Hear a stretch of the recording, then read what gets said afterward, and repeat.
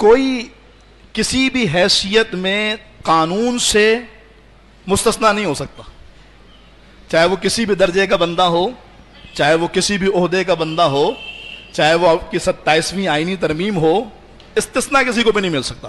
حضور علیہ السلام کے فرامین کے مطابق تمام انسان احکام شرع میں برابر ہیں، ایک ہی صف میں کھڑے ہو گئے محمود و ایاز، احکام شرع میں برابر ہیں، اور یہی نصاب ہمیں ہمارے اسلام نے دیا۔ آج تو ہمارے ہاں کوئی صدر بن گیا نا، جب تک وہ صدر ہے اس کے خلاف قانونی کارروائی نہیں ہو سکتی۔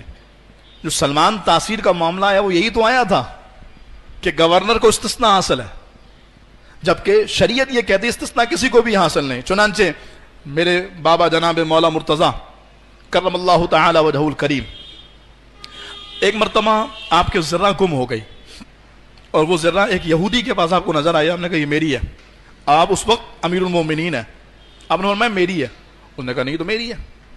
جناب مولا مرتضیٰ نے اپنی پاور کا استعمال نہیں کیا، بلکہ انہوں نے قاضی شرح کے پاس چلتے ہیں مقدمہ لے کر کے۔ چنانچہ قاضی شرح کے پاس گئے، مقدمہ پیش کیا۔ قاضی شرح نے اس یہودی سے کہا کہ تم گواہ پیش کرو، البینۃ علی المدعی والیمین علی من انکر، یہ اصول ہے شریعت کا کہ جو دعویٰ کرنے والا ہوگا وہ گواہ پیش کرے گا، اور جو انکار کرنے والا ہوگا وہ قسم کھائے گا۔ تو یہودی کے پاس کوئی بھی حوالے نہیں تھے، بلکہ یوں تھا کہ یہودی سے کہا گیا کہ جناب مولا مرتضیٰ سے کہا گیا کہ آپ گواہ پیش کیجئے۔ تو مولا مرتضیٰ نے گواہی میں امام حسن، امام حسین اور اپنے غلام کو پیش کیا۔ قاضی شرح نے یہ کہہ کر کے ان کی گواہیوں کو رد کر دیا کہ اولاد کی گواہی باپ کے حق میں قبول نہیں کی جاتی۔ دنیا حیران رہ گئی، وقت کا بادشاہ، سادات کا جد اعلیٰ مولا مرتضیٰ جیسا سامنے کھڑا ہے، اور قاضی شرح نے فیصلہ کر دیا، مقدمہ خارج کر دیا گیا، ذرا یہودی کے حوالے کر دی گئی۔ مولا علی کی گواہی قبول نہیں کی گئی، یعنی ان گواہوں کے ایسے۔ مولا علی نے قبول کیا اور گھر سے باہر نکلنے لگے، وہاں عدالت سے باہر نکلنے لگے تو یہودی آ کر کے قدموں میں گر گیا کہ بعد میں جانا، پہلے مجھے کلمہ پڑھا دو۔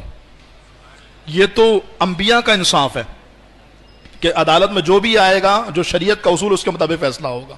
تو استثناء تو کسی کو بھی حاصل نہیں تھا۔ تو اگر کوئی کسی بھی پوسٹ پر ہو اس کو استثناء نہیں مل سکتا، اس کے متعلق جو شریعت کا حکم ہے، جو قانون ہے، اس کے مطابق فیصلہ ہوگا۔ یقیناً جو 27ویں آئینی ترمیم ہے اس کے متعلق آپ سب جانتے ہیں، اور میں بھی جانتا ہوں، ہم اپنے فیلڈ مارشل صاحب کہ یقیناً جو کاوشیں ہیں اور جو ان کی اچھی کوششیں ہیں اس کو سراہتے ہوئے کہتے ہیں کہ شریعت کا فیصلہ اس معاملے میں بالکل واضح ہے، اور ظاہر ہے ہماری آواز تو کوئی حیثیت نہیں رکھتی، لیکن ہم شریعت کا مسئلہ لوگوں پر واضح کر رہے ہیں۔ باقی ذمہ داری ان لوگوں کی ہے جو اسمبلی کے فلور پر موجود ہیں۔ کبھی وہ وقت تھا جب اسمبلی کے فلور پہ قائد ملت اسلامیہ جیسا بندہ ہوا کرتا تھا، تو پھر وہ آنکھوں میں آنکھیں ڈال کر کے اسٹیبلشمنٹ کے سامنے بولتا تھا کہ حکم شرع یہ ہے، حکم اسلام یہ ہے، اس کے خلاف کوئی فیصلہ نہیں ہو سکتا۔ تو جو چیز واضح ہے بالکل واضح ہے، اس میں کوئی دوسری رائے نہیں ہے کہ ہم تو اس قانون کے بھی خلاف ہیں کہ کوئی صدر ہو گیا تو اس کے خلاف کارروائی نہیں ہو سکتی، کوئی وزیر اعظم ہے تو کارروائی نہیں ہو سکتی، چہ جائے کہ تاحیات استثناء ملے۔ یقیناً یہ اسلام اور شریعت کے مطابق بات نہیں ہے۔ تو حکمرانوں کا رویہ عوام کے ساتھ ایسا ہونا چاہیے کہ قیامت کے دن اللہ کی بارگاہ میں اس کا وہ جواب دے سکیں۔